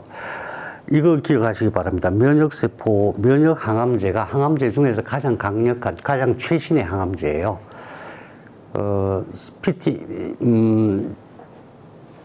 키트루다, 옵티보 이런 면역항암제가 나왔어요. 면역항암제가 잘 듣기만 하면 급속도로 좋아지거든요. 그래서 키트루다, 옵티보가 아주 세계적인 항암제가 됐는데, 이제 그와 비슷한 항암제를 계속 개발해 왔어요. 아이디오 저해제라고 막 이런 것도 하고 그런데 잘 안 되는 거예요. 왜 안 되는지 우리가 한번 살펴보고 우리는 할 수 있다. 와, 신나는 얘기예요. 첫 번째 작전은 지난 시간에 HSP 27, 70, 90 방어막을 해제하는 거고 이번에는 좀 더 적극적으로 공격하는 면역세포가 암세포를 공격하게 하자. 이게 이제 지금 제가 말씀드릴 내용이에요. 그래서 이제 다만 이때 주의할 것은 수리하고 억제하는 것은 치유자의 행동이에요. 치유자는 어때요? 치유자는 군인에 비해서 마음이 너그럽고 사랑이 많고 희생정신도 강하고 그렇죠. 군인은 면역세포는 솔저예요. 그냥 솔저가 아니에요. 특수부대 솔저예요. 이 면역세포는 그래서 성품이 어떠냐면은 엄청 공격적이고 포악해요. 가끔은 아군을 공격하기도 해요. 말을 잘 안 들어요. 그래서 면역세포가 암세포를 공격하게 하는데 잘 조절해야 된다. 이것은 상당히 좀 그 까다로운 문제다. 네. 자, 면역세포가 어떻게 생기냐 하면 골수세포에서 여러 가지 단계를 거쳐서 생깁니다. 이 가운데 있는 것을 전구세포라고 해요. 전구세포. 맨 위에 있는 것을 줄기세포라고 해요. 헤마토포이시스 프람 플로리포턴트. 다능한 줄기세포. 플로리포턴트 스템셀이거든요. 다능한 줄기세포. 그러니까 수정란의 그 줄기세포는 아니지만은 예, 모든 것이 다 될 수 있는 세포가 한 가지예요. 거기서 모든 혈액 성분이 다 되는 거예요. 그래서 백혈구, 적혈구, 혈소판. 이 중에서 이것만 알면 돼요. 우리 암을 치료하는 데 있어서. 그럼 여기서 이제 면역세포의 근원이 무엇인가 그것부터 알아야 돼요. 면역세포의 줄기세포는 골수세포로 알려져 있죠. 조혈모세포, 골수에서 만들어진다. 그러면은 뭐 골수세포가 어떡할 거야? 골수세포 어떻게 해야 돼요? 방법이 없어요. 근데 골수세포의 줄기세포가 따로 있을 것이다. 예, 그게 뭘까? 네. 비밀입니다, 여러분. 여러분 알고 계세요? 뇌척수액입니다. 뇌척수액. 논문 찾아보시면 굉장히 찾기가 어려워요. 찾기가 어려운데 대부분에 어떻게 나오냐면 그럴 가능성이 농후하다 이런 식으로 나와요. 뇌척수액이 뭐예요? 우리 몸이 처음에 만들어질 때 세포 하나가 만들어지고 나서 관리자가 쭉 만들어질 때 관으로 형성되잖아요. 신경관 쭉 올라왔고 끝에 가서 이렇게 뭉텅거리 자꾸 뇌가 됐어요. 이게 계속 올라왔잖아요. 지금까지 계속 세포는 증식하고 있어요. 어디서? 뇌실에서 증식하고 있어요. 뇌실에서. 거기는 물로 가득 차 있어요. 그걸 뇌척수액이라고 해요. 뇌척수액 안에는 뭐가 계속 배양되고 있어요? 원래 처음에 관리자가 되던 그 신경줄기세포가 계속 배양되고 있어요. 뇌실 안에서. 지금도 여러분의 머릿속에서. 그 뇌척수액이 뇌와 척수를 전부 돌아가며 청소도 하고 관리도 하는데 어디로 빠져나오냐 하면 옛날에는 이 정맥동에서 빠져나온다고 돼 있어요. 매일 만들어지거든요. 매일 450ml씩 만들어져요. 근데 이게 올해 논문 나왔어요. 올해 일이 빠진대, 일이. 예. 여기가 어디일까요? 네, 상경 림프절이에요. 상경 림프절. 예. 그러니까 뇌척수액 순환을 잘 시키는 게 엄청 중요하죠. 뇌실에서 뇌척수액을 잘 만드는 것도 중요하고 잘 순환되는 것도 중요해요. 나와서 그냥 정맥에서 해갖고 없어질까요? 그 중요한 신경줄기세포가? 줄기세포는 호밍 기능이 있어요. 호밍의 능력이 있어요. 어떤 문제가 생겼다 하면 거기를 자기가 찾아가는 능력이 있어요. 그것이 조혈모세포의 근본 줄기세포입니다. 그 세포는 수정란 그 세포와 아주 유사합니다. 그냥 옥토포 하나만 탁 들어가면은 바로 수정란이 돼버릴 정도로 굉장히 유사한 그 세포예요. 면역세포의 줄기세포가 여기 있다. 네, 비밀을 말씀드렸어요. 여러 가지 논문 중에 하나입니다. 제 말이 아니에요. 예, 여기가 뇌실입니다. 뇌실. 저기가 척수, 골수예요. 어떻게 가는가? 여기가 뇌실입니다. 제일 가운데 있어요. 우리 양절요법 중에서 뇌실요법이 있어요. 기억나십니까? 그래서 여기서 매일 450ml씩 만들어져서 뇌와 척수 전체를 돌고 이렇게 빠져나갑니다. 물론 정맥으로도 빠져나가요. 그래서 뇌척수액이 굉장히 중요하다. 면역과 관련돼서 제일 먼저 생각할 것이 뇌척수액이 잘 만들어지느냐, 잘 순환하느냐. 그거예요. 잘 만들어진다는 것은 어떻게 할 수 있냐면 어떤 문제가 생기면 세포에 문제가 생기면 금방 회복되는 거 그런 원리고 그다음 잘 순환된다는 거 어떤 의미냐면 뇌척수액이 머리에 가득 차 있어요. 머리에 가득 차 있지 않으면 뇌가 손상이 될 가능성이 많아요. 그래서 가득 차 있기 때문에 우리 뇌의 원래 무게가 1.4kg인데 실제로 뇌척수액이 담겨 있으면은 50g밖에 안 돼요. 그래서 양절로 하실 때 이렇게 들어보면 알아요. 뇌가 무겁다 그러면 어딘가 막힌 거예요. 어딘가. 그래서 잘 순환시키는 게 중요해요. 주로 왼쪽에서 잘 막혀요. 순환을 시킬 때는 뇌척수액에 순환이 잘 되도록 뇌실요법도 하고 여기도 해주는 게 중요해요. 뇌척수액이 아무튼 면역세포, 면역력을 키우는 데 굉장히 중요하다. 그 다음에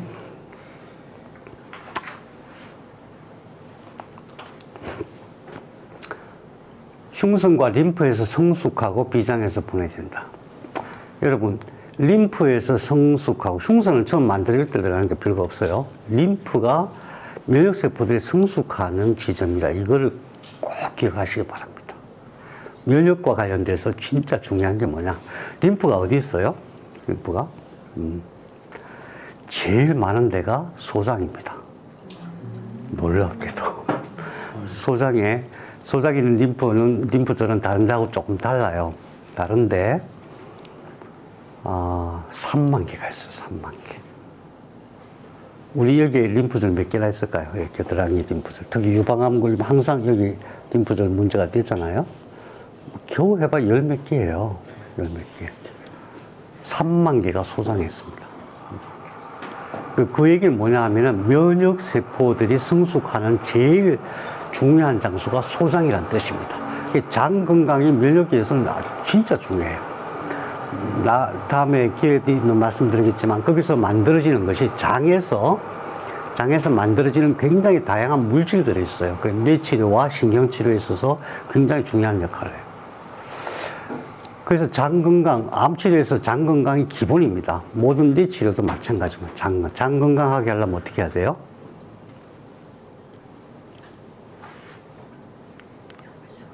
예.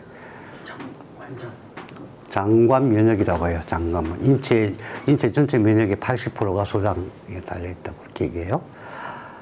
그래서 이게 전부 점막에 있습니다. 점막. 페이어스 패치라고 하거든요. 저 페이어스 패치 이런 것들이 쫙 있어요. 알로에가 필수입니다. 알로에는 장 건강뿐만 아니라 모든 점막 세포를 보호하는데 알로에. 그래서 모든 암 환자들은 알로에는 그냥 필수예요. 무조건 필수예요. 암 다 나아도 좀 드셔야 돼요. 뭐 맛도 괜찮아요, 그죠? 맛도 괜찮고 또 보기에도 괜찮아요. 그러니까 물론 이제 장만에 특화된 내용으로는 맥주 효모가 굉장히 중요해요. 맥주 효모나 또는 해조류 중에서도 발효된 게 더 좋아요. 그 다음에 홍삼이에요. 홍삼은 장 건강하고도 굉장히 연관이 있고 뇌신경하고도 엄청 연관이 있어요. 홍삼은 좀 비싸죠. 비싸지만 홍삼이 그러니까 돈을 좀 써야 되겠다 싶을 때는 발효 홍삼을 드시는 게 더 좋아요. 아니면 복합천연물 할 때 홍삼 같이 넣어서 해도 괜찮습니다. 그래서 장관 면역이라고 하는데 장 건강이 면역에 있어서는 굉장히 중요하다. 첫 번째는 뭐라 그랬죠? 뇌척수액이고 두 번째가 장입니다. 그 다음에 자 이제 여러분 외우십시오. 이건 반드시 외워야 됩니다. 어쩔 수 없습니다. 면역세포의 종류. 면역세포의 종류. 뭐 제가 복잡하게 말씀 안 드릴게요. 간단하게 T세포, B세포, NK세포. 이건 아시죠? 아는 것부터. T세포, B세포, NK세포. NKT세포는 잘 못 들어보신 분들이 많아요. NK세포와 T세포 역할을 같이 하는 게 있어요. NKT세포. 왜 이게 중요하냐면 이거는 암을 실제로 공격하는 세포예요. 실제로 공격하지 않는 것도 있어요. 그 다음에 진짜 중요한 게 수지상세포예요. 수라고 하는 숫자가 나무 숫자예요. 수지 그러면 나무 가지예요. 나무 가지처럼 이렇게 막 안테나가 쫙 뻗어 있어요. 대식세포, 매크로파지. 이 대식세포는 원래 세포가 죽었거나 뭐 불순물 생기면은 그 막 다 잡아먹는 거예요. 근데 세균이나 이런 것도 또 암세포도 잡아먹어요. 대식세포. 그 다음에 우리 혈액 검사하면 항상 호중구 검사하잖아요. 백혈구 수치 보고 호중구 꼭 같이 검사하잖아요. 자, 기능을 제가 말씀드리기 전에 우선 외워야 돼요. 나중에 외울 생각 하지 마시고 지금 외우세요. 따라서 T세포, B세포, NK세포, NKT세포, 수지상세포, 대식세포, 호중구 7개. 반드시 외우셔야 됩니다. 반드시. 이걸 외워야 이것이 암을 치료할 수 있도록 하는 약을 따라갈 수가 있어요. 안 그러면 이거 모르면 어떻게 따라가겠어요? 특성을 제가 말씀드릴게요. T세포는 종류가 여러 가지가 있어요. 또 T헬퍼세포, TH, TC세포, 독성세포, TFH세포 이런 것들이 있어요. 근데 T세포는 어쨌든 사령관 역할을 한다. 공격도 강하지만 사령관 역할을 한다. 얘는 가서 아까 봤잖아요. 가서 막 꽉 찔러가지고 독성물질 넣고 이런 식으로 죽여요. 그러니까 과격하죠. B세포는 공격도 하지만은 B세포는 제일 중요한 게 공격도 엄청 해요. B세포는 어떤 식으로 공격하냐면은 유초에 막 만 개 그 총알을 만들어갖고 쫙 뿌려요. 창처럼 생겼어요, 이게. 이렇게.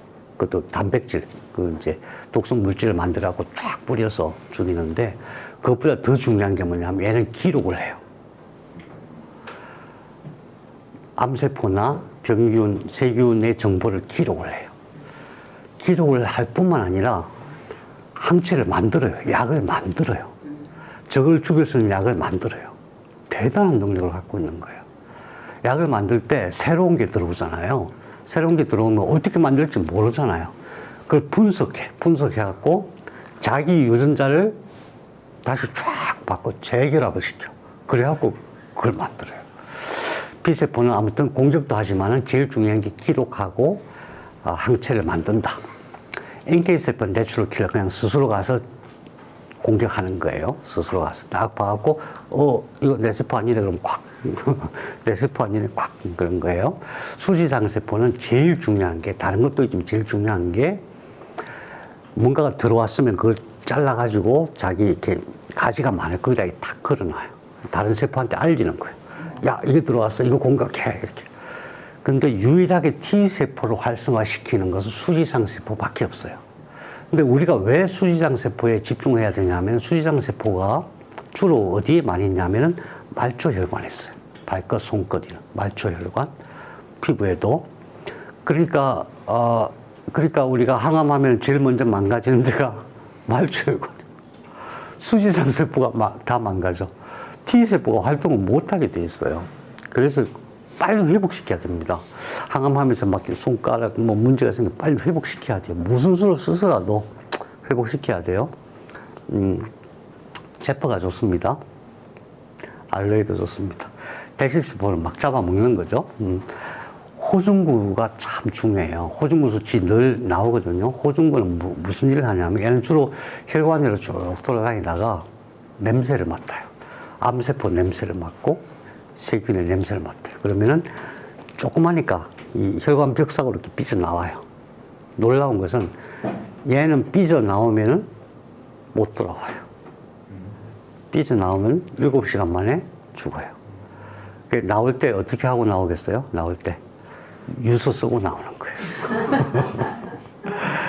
저는 가서 이 한 몸을 불살라 내 몸을 지키겠다. 사랑한다. 이러고 딱 가는 거예요. 가가지고 싸우는 거예요. 딱 가서 그냥 공격하는데 하다 안 되면은 자기 몸을 확 분해시켜갖고 안에 있는 DNA 확 뿌려갖고 죽어요. 마치 활복에 장작근에서 쫙 어마어마한 놈이에요, 호중구. 엄청 많죠. 그러니까 중요한 것은 면역세포들은 그런 정신이 다 있어요. 굉장히 좀 독한 놈들이에요, 사실은. 그래서 면역세포 치료가 다는 아닌데 굉장히 효과적이에요. 그래서 T세포를 활성화시키는 그런 치료법이 계속 나오는 이유가 효과적이기 때문에 그래요. 그러니까 면역항암제가 전부 T세포가, 암세포가 T세포를 속이거든요. 그 속이지 못하도록 T세포가 암세포를 알아차리도록 하는 게 면역세포예요. CAR-T라고 하는 것도 똑같은 원리예요. CAR-T 4억 하잖아요. 4억 하는 것도 내 몸에 있는 T세포를 끌어내가지고 얘가 들어가고 암세포가 아무리 속이려고 해도 속이지 못하도록 해서 집어넣는 거잖아요. 그러니까 면역 관문 억제제 또는 면역과 관련된 항암제 연구가 계속 연구되어 왔는데 잘 안 되는 거예요. 왜 잘 안 될까? 잘 안 되는 이유가 있어요. 놀랍게도 간단해요. 자, 그래서 T세포가 중요한데 왜 간단하냐면 예, 다 말씀드린 거예요. 예. 콕스2 PGE2 때문이에요. 이거 반드시 배우셔야 됩니다. 자, 이건 꼭 외우세요. COX2 PGE2. 그러니까 면역세포를 통해서 암을 치료한다 그러면 무조건 이게 처음이에요. 그 다음에 스테이트 3 NF 카파 B 약 이겁니다. 이 경로를 억제하면 면역치료가 되는 거예요. 이 경로를 억제하면 면역세포가 암을 공격하게 할 수가 있어요. 놀라운, 왜 안 놀라시는지 정말 안타깝습니다. 아니, 안 되잖아. 안 되는데 이거 하면 된대. 놀라운 얘기 아니에요? 그래서 그 중에서 이게 첫 번째, 콕스2 PG2. 그래서 이게 생소하면 안 돼요. 스테이트 3. 스테이트. 이게 생소하면 절대 안 됩니다. 이것을 기억해야 됩니다.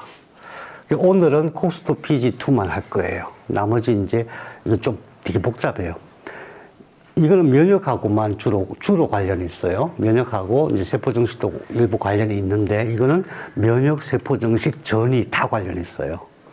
그래서 이것을, 이 유전자 변이로 인한 문제만 해결을 하면은, 암세포는 일단, 면역세포가 처리할 수 있는 거예요.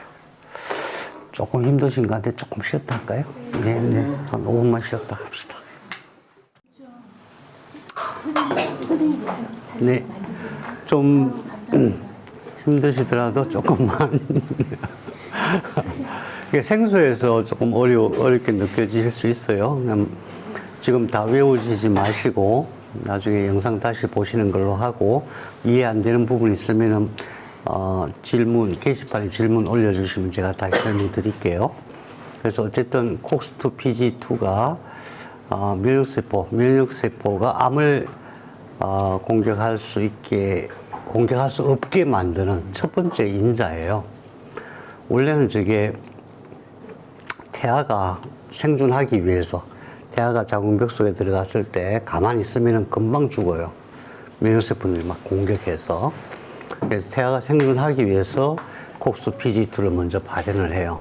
그럼 어떤 일이 벌어지냐면 질환 제한적 콕스2 발현이라고 얘기해요.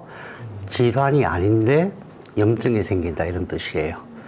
균이 안 들어왔는데 염증이 생겨요. 왜 그럴까요? 왜 그러냐면은 초기에 배아세포가 들어가서 혈관이 연결이 안 돼 있잖아요. 자기 혈관은 없잖아요. 신경도 없고 림프관도 없어요. 어떻게 살아남겠어요? 주변에 있는 조직을, 엄마 자궁벽 속에 있는 조직을 막 공격해갖고 염증을 일으켜서 그걸 빨아들여서 그걸로 먹고 살아요. 원래 처음에. 그런 능력이 모든 세포에게 있는 거예요. 배아 때 그런 능력을 발휘하다가 나중에 이제, 나중에 그게 메틸레이션, 그 유전자가 이렇게 잠기는 거예요. 근데 암세포가 그걸 발현하는 거예요. 그래서 질환 제한적 콕스2 발현이라고 해요. 그래서 암세포가 처음에 어떻게 사냐 하면은 주변에 있는 조직들을 막 염증을 일으켜갖고 거기서 빨아들여서 그러면은 어떤 현상이 벌어지냐.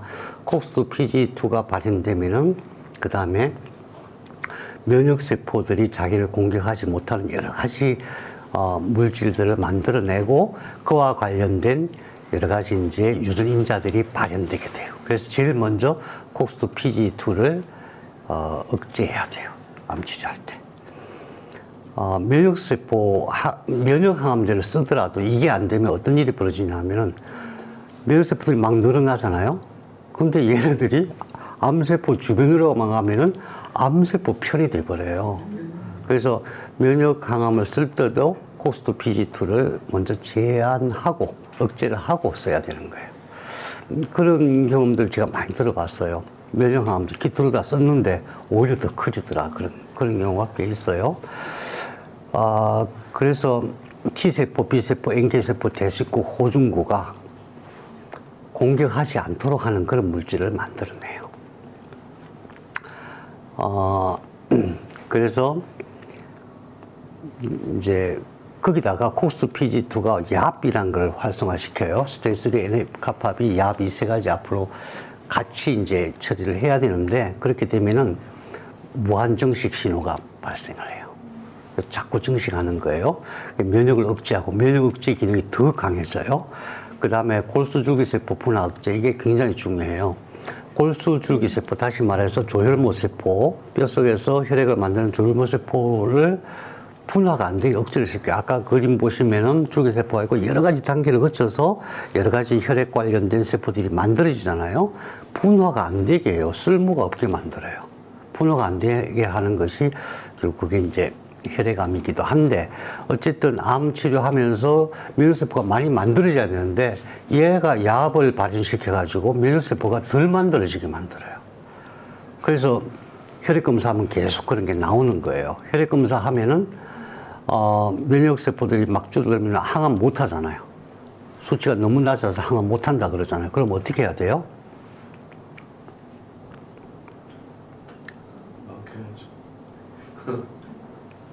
어떻게 해야 되냐면 물론 이것도 억제하지만 당장 급할 때는 아미노산 주사를 맞으면 됩니다.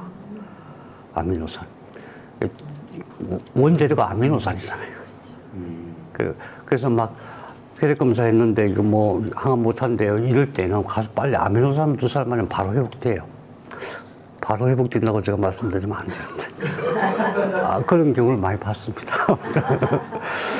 거기다 역분화까지 이렇게 해요. 역분화 이렇게 하면 계속 더 강해집니다. 계속 나중에 이제 수정란과 같은 그런 줄기세포 능력을 발휘해요. 그러면 진짜 힘듭니다. 네. 자, 그래서 콕스-PG2를 1차 억제하고, 그 다음에 스테이스3, NF-kappaB, 그 다음에 AGCG도 같이 억제를, 이제 호르몬이에요. 근데 어쨌든 그런 걸 앞으로 공부해야 되는데 우선 오늘은 콕스-PG2를 억제하는 복합천연물이 무엇이냐. 이제 그것만 알면 되는 거잖아요. 이해 다 하셨으니까. 자, 간단합니다. 이 다음에 나오네요. 우선 콕스-PG가 발현되면은 이 주변에 어떤 현상이 벌어지냐 하면은 HLA-G가 발현된다고 얘기하는데 그게 무슨 뜻이냐 하면 모든 세포에는 자기를 표시하는 표시자가 있어요. 근데 HLA-G는 평소에는 세포가 만들어내는 게 아니라 태아세포 때, 배아세포 때는 암세포는 적을 만들어요. 적에 있는 한은 면역세포들이 아군으로, 내 세포로, 내 거다, 내 세포다, 이렇게 인식을 하게 돼 있어요. HLA-G라는 게 발현 안 되도록 해야 돼요. 발현 안 되도록 어떻게 해야 될까요? 약이 있어요. 예. 그 다음에 아이디오를 발현해요. 아이디오. 아주 인돌아민 디옥시네이즈라고 인돌아민 2,3-D 다이옥시네이즈. 외우실 수 있죠? 아이디오 저해제 만들려고 제약회사에서 엄청 노력했어요. 다 실패했습니다. 아이디오만 발현하게 안 하면은 T세포가 엄청 암세포를 공격할 수 있다는 것을 과학자들이 아니까 아이디오 저해제를 엄청 많이 안 됐어요. 아이디오 저해제. 복합천연물에 있을까요? 없을까요? 어떻게 아세요? 그러니까 아이디오를 저해하면, 아이디오를 억제하면은 T세포가 엄청 강력해진다. T세포가 암세포를 마음대로 공격할 수 있다. 이걸 알아야 돼요. 근데 아이디오가 하는 역할 중에 하나가 뭐냐 하면은 여기 나와요. 아이디오가 모든 면역세포들을, 여러 가지 면역세포를 억제를 하는데 트립토판을 기뉴레인으로 바꿔가지고 영향을 준다. 이런 말이 써 있어요. 트립토판을 기뉴레인으로. 우리 지난번에 아미노산 한번 20개 쭉 얘기했을 때 트립토판 기억나십니까? 기뉴레인 기억나십니까? 안 나시는 게 정상이에요? 뭐냐 하면은 트립토판은 TC세포, 그러니까 공격하는 T세포가 활성화시켜요. 그걸 활성화시키는데 그게 키뉴레인으로 바꾸면 TR세포, T세포 중에서는 억제 T세포가 있어요. 마치 군대에도 감찰반이 있잖아요. 군인들이 법적으로 제대로 하는가, 너무 과하지 않은가 이런 거 감찰하잖아요. 헌병 같은 거죠. 그게 TR세포예요. 공격하는 세포를, 공격을 억제하는 세포를 만들면 어떻게 되겠어요? 암이 막 활동하겠죠. 그러니까 공격성이 확 줄어드는 거죠. 그죠? 공격성이. 그래서 IDU가 그런 역할을 하고 거기다가 PDL1, CTLA4, PDL1, CTLA4를 억제하는 항암제가 바로 면역 항암제거든요. 근데 면역 항암제가 적에 있는 한은 그게 제대로 작동하기 어려운 거예요. 계속 발현되는 한은. 그래서 콕스2 PG2가 발현되면은 HLG라고 하는 그러니까 명찰을 바꾼다.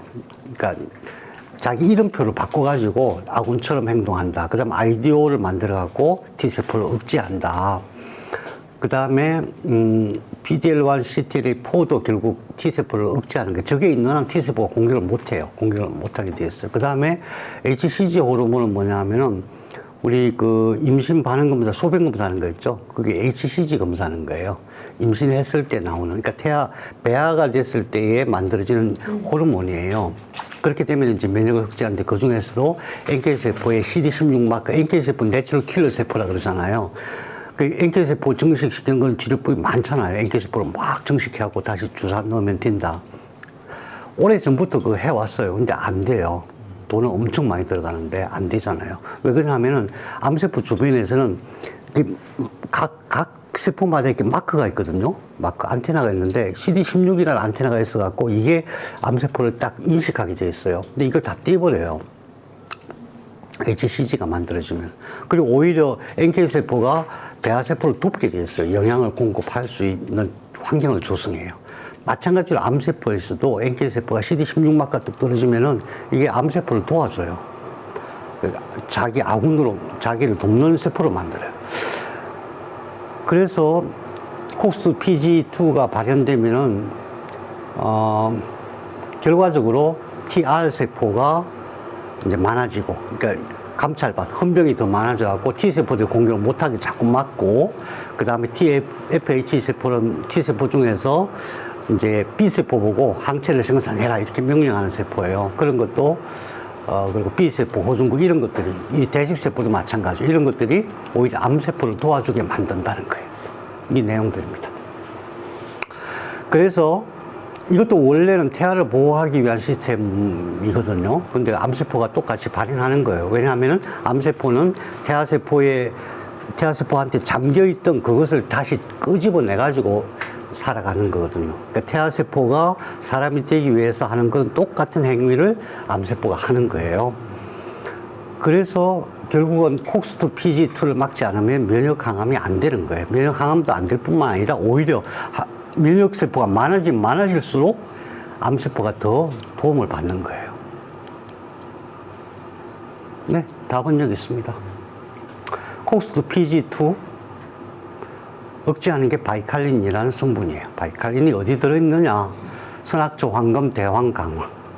선악초, 황금, 대왕, 강화. 이게 아무데도 없는 자료예요. 박영호 선생님이 정리한 자료의 일부예요. 박영호 선생님이 그냥 대충 써놓은 게 아니에요. BRM 연구소 만들어갖고 각종 실험을 엄청 거치고 직접 임상도 하시고, 작년에 그분 돌아가셨다는 게 진짜 우리나라에 큰 일이 난 건데 아무도 인터넷 찾아봐도 안 나오더라고요. 그 지식을 우리가 잘 이렇게 정리해가지고 후세에 이렇게 남겨줘야 됩니다. 이 자료가 책에 안 나옵니다. 인터넷 한번 찾아보세요. 안 나옵니다. 콕스2를 억제하는 뭐 항암, 한약 또는 복합처럼 쳐보십시오. 안 나와요. 책에도 안 나옵니다. 근데 콕스2가 이제 자꾸 억제가 되면 나중에 이게 럭스로 바뀌어요. 락스로 바뀝니다. 락스로 바뀌면은, 락스는 뭐가 억제하냐면은 카테킨이 억제예요. 카테킨 5배자에 제일 많이 들어있어요. 그래서 콕스와 락스 둘 다 억제해야 되기 때문에 황금과 5배자를 같이 쓰는 게 제일 좋아요. 황금과 5배자. 황금이 약이 좀 비싼 약이죠. 그 다음 HLA-G를, 그러니까 이름표를 바꾼다 그랬잖아요. 이름표를 바꿔가지고 그러니까 면역세포가 자기를 인식하지 못하도록 그거를 억제하는 게 셀레늄과 백강잠입니다. HLA-G, HLA-E 이런 것들. 그래서 이게 기본이에요, 기본. 제가 맨날 뭐 히쇼 프로틴도 이게 기본이라고. 이게 아무튼 면역 치료를 위해서는 기본이에요. 이 약은 누구에게나 필요한 거예요. 그 다음에 스트레스 호르몬이 생기면 내가 스트레스를 받으면 콕스도 PG2가 발현이 돼요. 그래서 무조건 암 치료하는 중에는 스트레스를 받으면 안 됩니다. 과거를 보면 스트레스를 받게 돼 있어요. 왜? 과거를 내가 바꿀 수 있는 게 아니기 때문에. 그래서 미래를 보고 살아야 됩니다. 우리가 빛덩어리잖아요. 우리 몸에도 빛이 가득하잖아요. 온 세상에도 빛이 가득하잖아요. 빛이 정보가 에너지를 이끄는 원리를 잘 생각해 보면은 내 꿈이 내가 생각함으로써 내 안에 빛이 움직여서 내 꿈이 현실이 된다는 원리를 너무나 자연스럽다라고 할 수가 있어요. 그래서 꿈을 꿀 수 있는 겁니다. 안 된다는 세뇌를 우리는 받아온 거예요. 네 마음대로 생각하면 안 돼. 시키는 대로만 생각해. 생각에 한계를 두지 마세요. 욕망의 한계를 두지 마세요. 그러면은 내가 원하는 행복하고 즐겁고 신나는 미래가 나한테 오는 거거든요. 왜? 빛이니까. 빛이 생각으로 움직이니까 그래요. 그래서 스트레스 호르몬이 안 생기게 해야 되려면은 그게 도움되는 약이 산조인 하판피입니다. 그래서 사람에 따라서 어떤 걸 쓸 것인가 이런 것은 이제 차츰차츰 연구를 해봐야 되겠죠. 그 외에도 암세포가 있으면 염증이 항상 생깁니다. 염증을 빨리 제거하는 게 굉장히 중요해요. 왜? 염증이라고 하는 건 세포가 죽은 거예요. 세포가 죽으면은 그것을 전부 암세포가 자기 영양분으로 써요. 그걸 조직 영양이라고 해요. 그래서 몸속에 염증이 안 생기게 해야 되는데 도인단삼 프로폴리스. 도인단삼은 이제 한약재로 쓰는 거고 우리가 먹을 때는 그냥 프로폴리스가 제일 편하고 좋습니다. 그래서 앞으로 NF-kappa-B 이합스테이스 공부를 하게 될 것입니다. 이상인데, 자, 잠시 머리를 식히고, 이것 좀 정리 있네. 읽어드릴게요. DNA 안정성, 빛 에너지 중요하다. 면역세포는 솔저다. 과유불급. 그러니까 너무 강하게 하면 안 된다. 뇌척수액 중요하다. 면역세포의 근원이다. 면역세포의 진짜 줄기세포다. 장관 면역이 면역세포의 80%를 차지한다. 알로에가 맥주호모 또는 발효 홍삼, 그 다음에 발효 해조류, 미역다시마. 그 다음에 수지상세포가 유일하게 T세포를 활성화시킨다. 그래서 수지상세포는 말초혈관과 점막에 있다. 그래서 늘 이렇게 운동도 하고 움직여줘야 됩니다. 운동이 참 중요한 게 말초혈관을 순환시키는 것은 운동밖에 없죠. 그 다음에 B세포는 기록하고, 물론 항체를 만드는 거, 기록하는 거, 이게 제일 중요하죠. 항체를 만들고 기록하는 거. 근데, B세포가 항체를 엄청 많이 만들어요. 일주일에 10,000개씩 만들어요. 항체가 총알 같은 거예요. 총알 같은 거. 이게 화살 같은 거예요. 그게 재료가 아미노산이에요. 그래서 아미노산을 잘 공급해야 된다. 아미노산을 잘 공급하려면 어떻게 해야 돼요? 밥을 잘 먹어야 됩니다. 잘 드셔야 돼요. 반드시 잘 드시는 게 굉장히 중요합니다. 근데 어떤 음식을 드셔야 되냐 하면은 빛이 많은 거, 빛이 가득 차 있는 거. 이게 막 돌아다니고 빛 다 빠져나간 거 말고 빛이 가득. 약은 식물의 정보를 활용하는 거기 때문에 말려도 돼요. 근데 우리가 먹는 음식은 오래된 거면 안 좋아요. 빛이 다 빠져나갑니다. 빛 에너지가 다 빠져나간 거예요. 그래서 그렇고 스트레스가 면역을 약화시키고 암세포를 강화시킨다. 빛도 다 빠져나가게 만든다. 그래서 어떻게 살아야 돼요? 너무 좋아 죽겠어. 생각만 해도 막 그거 없으면 안 됩니다. 여러분들이 항상 암 환자를 도우실 때는 그거 생각해야 됩니다. 편안하게 얘기하면서 그 사람의 원래 꿈이 뭔지, 그게 실현된다는 것을 확신을 주세요. 되는 겁니다.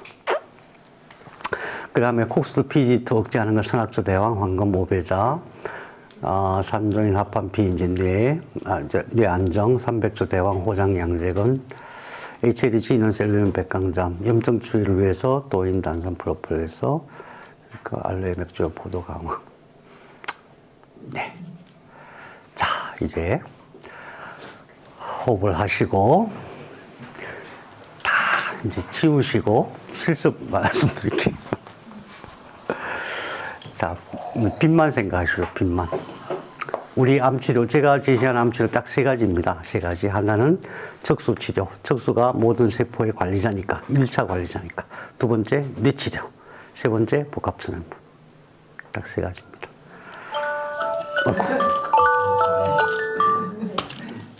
빨리 끝낼게요. 제가 오늘 소개해드릴 그 양전류, 신보온열 양전류요법 말씀드릴게요. 우선 경두계 자극술이라고 있습니다. TDCS, Trans Direct Current Stimulation. 이건 지금 병원에서도 많이 하고 있고, 대개 2mA 정도 써요.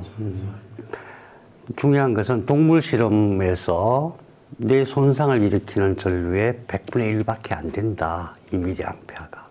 우리가 쓰는 양전류가 세포를 손상시킬 정도가 되려면 이거 100배가 돼야 돼요. 굉장히 안전한 겁니다. 우리가 쓰는 거는 2mA에서 5mA 정도 그거예요. 아주 세게 할 때 한 9mA 올라가는 경우가 있는데 그건 별로 없어요. 그래서 여러분들이 전기를 무서워하시는 분들은 이거 뭐가 좀 이상해. 혹시 내 뇌가 이상해지는 거 아닐까? 그거 좀 절대 그런 거 아니고요. 경두계 자극술은 병원에서 많이 하고도 있지만 이와 유사한 형태로 치료기기들이 많이 나오고 있어요. 허가받는 항목이 전자약이에요. 전자약. 대개 붙이는 거. 눈에 붙이는 거. 근데 뭘 붙이고 치료하는 거예요. 그러면 어떻게 되겠어요? 필요한데 직접 못 넣어요. 예. 그러니까 이 치료법은 1700년대부터 시작해서 여태까지 개발된 거고 굉장히 다양한 방법으로 시도되었던 것이고 안전한 것이다. 여러분들께서 혹시 전기를 무서워하시는 분이 있다면 그렇지 않다. 서울 성모병원 선생님께서도 성모병원 자료입니다. 예, 경두계 직류 자격 하고 있죠. 집중력 향상, 시각인지 능력, 운동 조절 능력, 충동성 절제력 강화. 이게 언제 시작됐냐면 2012년도에 옥스퍼드 대학에서 시작됐습니다. 옥스퍼드 논문에 시작됐습니다. 2mA로 20분을 했더니 2mA로 20분을 했어요. 어느 지점인지 안 밝히고 있죠. 그랬더니 수학, 특히 수학, 여러 과목 중에 수학 능력이 6개월 동안 지속되더라. 수학 능력이 향상되는데 그게 효과가 6개월 동안 지속되더라. 기억력이 확 좋아지고 문제 해결 능력이 좋아지고 주의력, 동작 능력이 같이 향상되더라. 이겁니다. 이 내용입니다. 그리고 이 내용은 이 논문 같은 옥스퍼드에서 나온 건데 유방암 환자 이제 세포독성 항암을 하고 있는 분한테 이렇게 했더니 구토 이런 것들이 좋아지더라. 자, 다른 거 말고 오늘은 어디에 집중하시냐면은 2mA 20분 하면은 머리가 좋아진다. 머리가 좋아진다. 이 말입니다. 이게 제 얘기가 아닌데 이게 왜 중요하냐면은 이거 발표되고 난 이후에 지금까지 이것 때문에 윤리적인 문제가 굉장히 막 논의되고 있어요. 인위적으로 사람 머리를 좋게 하면은 어떡하냐. 그게 실질적으로 세계적으로 지금 그런 문제가 논의되고 있어요. 그만큼 이게 굉장히 결정적이라는 뜻입니다. 우리가 지금 시시한 거 배우는 게 아니에요. 시시한 거 하는 거 아닙니다. 기억력 이런 거가 좋아진다고 했잖아요. 네. 그러면 주위에 정도 치매가 있어서 네. 그러니까 네, 제가 이제 의사가 아니기 때문에 이게 치료된다라고 말하면 안 돼요. 그런데 그냥 오늘은 말하지는 마시고. 예, 오늘은 말할게요. 이제 기억력과 관련된 것은 단계기억의 해마거든요. 해마. 그 다음에 이제 해마, 대상외, 그 다음에 척두엽에 있는 그 기억 저장 영역 이런 것들이거든요. 그게 전반적으로 기억이라고 하는 건 뭐냐면 기억을 한다는 것은 처음에 해마가 단기 기억을 만들어서 이렇게 보내서 저장하는 거예요. 저장을 할 때 뭘로 저장할까요? 어디다가 어떤 형태로 저장할까요? 빛이에요. 맞아요. 빛인데 과학자들은 그걸 어떻게 표현하냐면은 패턴이라고 얘기를 해요. 사실 빛이 번쩍번쩍해요. 그 파트너예요. 그래서 무한 저장이 돼요, 무한. 기억이라고 하는 건 뭐냐면 이걸 끌어내는 거예요. 그걸 인출이라고 해요. 기억이라는 게. 이 인출을 잘하느냐 못하느냐 이거예요. 그걸 누가 하냐면 해마가 해요. 해마세포의 문제예요. 해마세포. 그러니까 결국 해마세포를 어떻게 살리느냐 이 문제거든요. 그러면은 우선 줄기세포가 어디서 만들어진다고요? 뇌실에서 만들어져. 잘 만들어져야 되겠죠? 순환 잘 해야 되겠죠? 그 다음에 세포를 살리는 것은 어떻게 해야 돼요? 해마도 신경세포예요. 신경세포는 어떻게 하면 살아나요? 전기가 들어가면, 다시 말해 빛이 들어가면 살아나요. 그 실험은 뭐 수도 없이 많아요. 당연히 되겠죠? 뭐. 네네, 네. 이렇게 제가 좋아하시는 분이 파킨슨님. 네.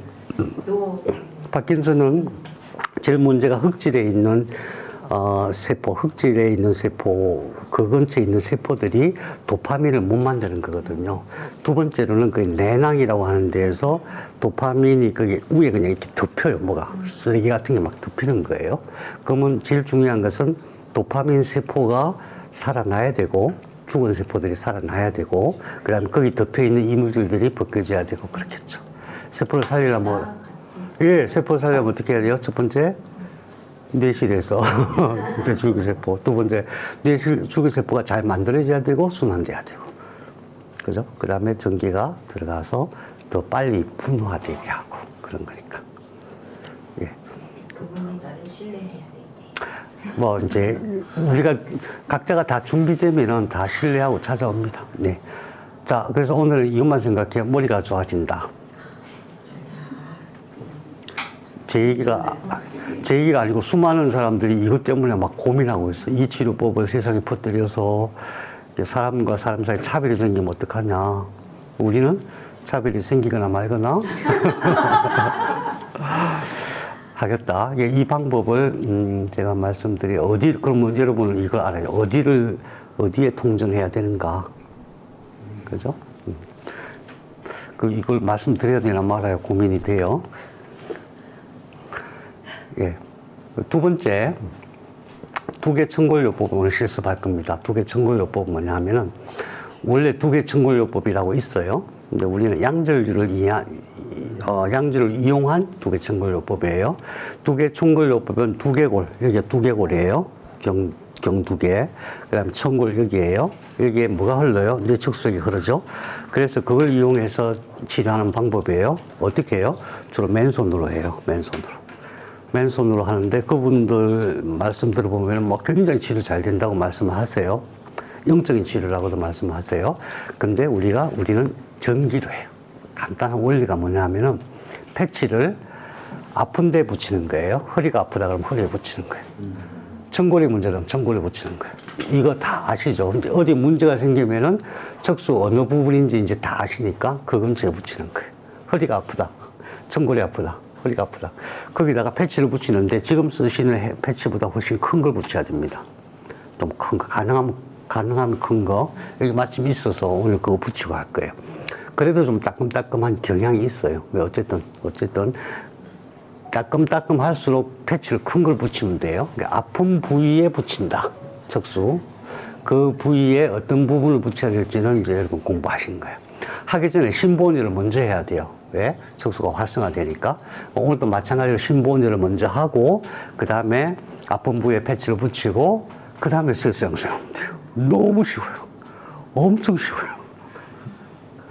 오늘 두 가지 실습합니다. 하나는, 양줄 두개 청구요법, 또 하나는 머리 좋아지는 거. 둘 다 되게 간단해요. 엄청 쉬워요. 네.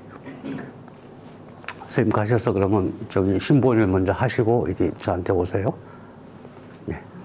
침 빼주시죠. 그래서 네. 그냥 세수양생 하는 이게 거 시스템. 뭘 하는 거 차이가 뭐예요? 원래 우리가 처음에 세수양생 할 때는 발바닥 주로 붙이고 용천혈에 붙이거나 아니면 농혈에 붙이죠. 그래서 에너지가 안으로 들어가게만 하는 거죠. 집중하는 것은 뇌세포 안으로 에너지가 들어가게 하는 거. 근데 이제 선생님이 계속 지금 연구하고 계시는데 어떻게 하면 더 효율적으로 더 좋은 에너지를 넣을까? 어쨌든 간에 에너지가 그냥 뇌 속으로 들어가는 것이 세수양생입니다. 뇌 속으로 잘 들어가게 하기 위해서 이 주변 신경과 근육들을 쭉 풀고 그 다음에 많이 넣는 게 중요하죠. 근데 두개천문요법은 실제로 뇌의 에너지가 뇌의 신경이 척수까지 잘 흐르게 해서 1차 책임자는 척수잖아요. 척수가 잘 관리할 수 있도록 하는 겁니다. 원리는 너무 간단해서 제가 얘기하기가 부끄러워요. 원리가 얼마나 간단하냐 하면은 신경은 전부 전기로 흐르잖아요. 몇 미리볼, 70mA? 기억나십니까? 활동전이 마이너스 70mA 왔다 갔다 하는 거잖아요. 그게 이제, 나트륨이 쫙 들어가고 팍 올라갔다가 칼륨이 나트륨이 쫙 빠지면서 이게 전기가 탁 내려가고 그거거든요. 아무것도 아니에요. 그거예요, 다만. 사실은 거기에 이제 시냅스 프로틴 얘기가 막 들어가야 되는데 어쨌든 기본적으로 거기서 전기가 발생하는 거예요. 근데 양들로 하면은 그게 거의 25mA에서 같은 활동 전이가 생겨요. 다시 말해서 신경이 막 되게 효율이 떨어진 신경이 전기가 들어가면 갑자기 정상신경이 되는 거예요. 그러니까 별거 아니죠? 어떤 신비한 현상이 아닌 거예요. 그냥 명확한 것들이. 자, 그러면은, 네, 실습하시겠습니다.